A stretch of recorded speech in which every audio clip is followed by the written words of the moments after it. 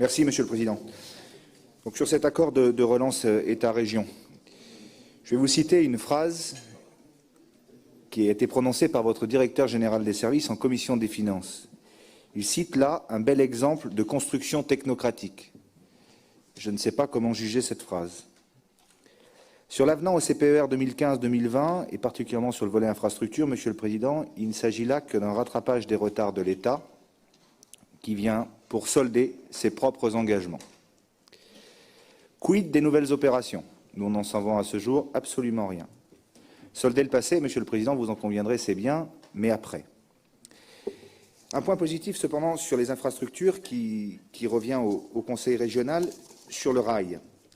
La région abonderait seule, de manière exceptionnelle, sans engagement pour les années 2023 et ultérieures, des crédits de 86 millions d'euros, ce qui conduirait à un dépassement de 23 millions d'euros sur le volet voyageurs, par rapport à l'engagement initial de la région sur le précédent CPER. De même, vous citez un abondement complémentaire de 21 millions d'euros pour le fret ferroviaire. Malgré ça, Monsieur le Président, et c'est peut-être là que le bas baisse le plus, quid du projet GPSO? Actuellement, plus de référence à ce projet qui se trouve en panne, totalement en panne, en dehors de la mention des opérations AFSB, qui sont les arrivées ferroviaires au sud de Bordeaux. Dans la version précédente du document, Monsieur le Président, qui nous a pourtant été transmise il n'y a que quelques jours, il était mentionné, page 7, que, je cite, « Les études seront poursuivies pour la réalisation à moyen terme de 2 opérations majeures destinées à lever les 2 goulets d'étranglement ferroviaire de l'axe Atlantique. La réalisation d'une voie nouvelle permettant de libérer des sillons pour le fret entre Bordeaux et Dax et la remise en service de la voie Pau-Canfranc qui ouvrira une nouvelle ligne de fret entre l'Aragon et les Pyrénées-Atlantiques. » Pourquoi, Monsieur le Président, la LGV Bordeaux-Dax a-t-elle disparu purement et simplement du nouveau texte aujourd'hui et se trouve-t-elle remplacée par une formulation bien simplifiée, à savoir la création d'une capacité ferroviaire nouvelle pour le fret entre Bordeaux et l'agglomération? C'est une vraie interrogation que nous nous posons, Monsieur le Président. Alors, j'y vois là peut-être un intérêt politique. Est-ce qu'il s'agit d'un oubli, pur et simple, ce qui m'étonnerait beaucoup de vous, ou est-ce sciemment, de façon à ne pas froisser vos alliés d'aujourd'hui qui seront vos adversaires de demain, ceux qui se situent à la gauche dans cet hémicycle? Vous affirmez, Monsieur le Président, maintenir votre soutien à ce projet majeur pour notre région. Mais qu'en est-il réellement de l'avancée des études, des acquisitions foncières, qui sont préalables au tracé, vous le savez? Un séquençage des 2 LGV Toulouse et Dax, qui font partie de la loi d'orientation mobilité, était prévu. Le début des travaux vers Toulouse était annoncé pour 2022. Je ne vous fais pas l'affront, Monsieur le Président, de vous rappeler que nous sommes fin 2020. Il faut une volonté politique claire et déterminée, surtout dans cette période où notre région a besoin d'une relance forte. Alors, Monsieur le Président, j'ai une question. GPSO sera-t-il inscrit au futur CPER 2021-2027? J'aimerais bien que vous preniez une position publique dans cet hémicycle aujourd'hui. Il semblerait qu'aucun crédit ne soit inscrit, car les travaux ne pourraient démarrer dans les 2 ans. Quelle est donc, Monsieur le Président, votre véritable position à 6 mois des élections régionales? Sur les mobilités, toujours. Une absence totale de perspective sur les infrastructures mobilité au-delà de 2022, vous l'avez vous-même dit dans votre discours introductif. Toutes ces questions sont concentrées sur les 2 ans du plan de relance, vous l'avez vous-même souligné. Dans la page 7 du rapport, il est évoqué seulement des orientations routières, sans aucune estimation ni financement. Quelles sont alors, Monsieur le Président, les perspectives pour la RN 149, la RN 21 ou encore la 147 à laquelle vous faisiez référence tout à l'heure?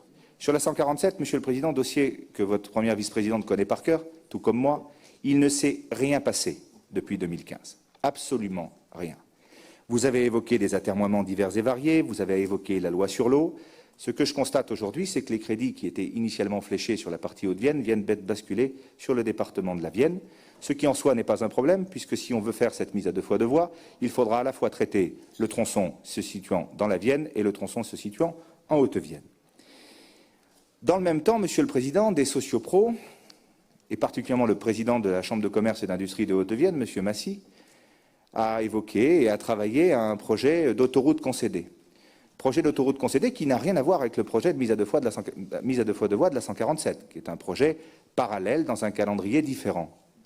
À plusieurs reprises, Monsieur le Président, En Haute-Vienne, comme dans la Vienne, vous avez évoqué un soutien appuyé à ce projet d'autoroute A147, évoquant même parfois que c'était votre idée. Un peu à l'image de ce qui s'était passé avec l'A65 entre Pau et Langon, que vous évoquez d'ailleurs à juste titre comme étant l'autoroute Alain Rousset. Quelle est votre position aujourd'hui, Monsieur le Président, à 6 mois des élections régionales, sur ce projet d'autoroute 147 ? Le ministère, vous le savez, a aujourd'hui branché une commission nationale du débat public sur ce sujet. Donc le processus continue de manière classique. J'aimerais que vous preniez position, Monsieur le Président, publiquement sur ce dossier aujourd'hui, puisque, je ne vous le reprécise pas, des études ont déjà été faites en ce sens, qui ont coûté quelques centaines de milliers d'euros d'argent public. Sur la méthode, enfin, Monsieur le Président, la région annonce, dans le document, une consultation des acteurs territoriaux dans la mise en œuvre de cet accord. Nombreux sont les présidents de PCI, de communautés de communes, de communautés d'agglomération, de communautés urbaines qui vous ont écrit, Monsieur le Président, sur la méthode. Beaucoup d'élus locaux ne se sentent pas vraiment associés à la phase finale de sélection de ces projets. Comptez-vous les associer? Comptez-vous accentuer ce partenariat avec les décideurs locaux dans la prise de décision finale, comme nous vous le demandons dans le courrier qui vous a été transmis il y a quelques jours? Quid de la ventilation des crédits de droit commun et des crédits de structure, Monsieur le Président? On n'y voit pas très clair. Qu'en est-il des crédits de droit commun et qu'en est-il des crédits de structure sur l'agence de l'eau, l'ADEME, etc. Quid de la répartition territoriale des crédits? Qu'en sera-t-il de la DSIL sur les territoires périphériques? Restera-t-il de la DSIL pour les départements ruraux et pour les territoires périphériques? C'est une question, Monsieur le Président. Pour conclure, l'articulation entre le CPER et le plan de relance n'est pas d'une grande clarté et je crois que vous en conviendrez. Je vous le redis, sur le volet mobilité, les crédits constituent un rattrapage des engagements de l'État, jusqu'ici non tenus. Pas de quoi s'enthousiasmer, Monsieur le Président. Le plan de relance se positionne quant à lui sur des projets structurants, réalisables rapidement. Ce sont des coups partis. Or, les périmètres sont différents. Les grands chantiers, c'est le CPER, l'aide conjoncturelle, c'est le plan de relance. Les crédits du plan de relance seront-ils in fine délégués à la région? C'est une question, Monsieur le Président.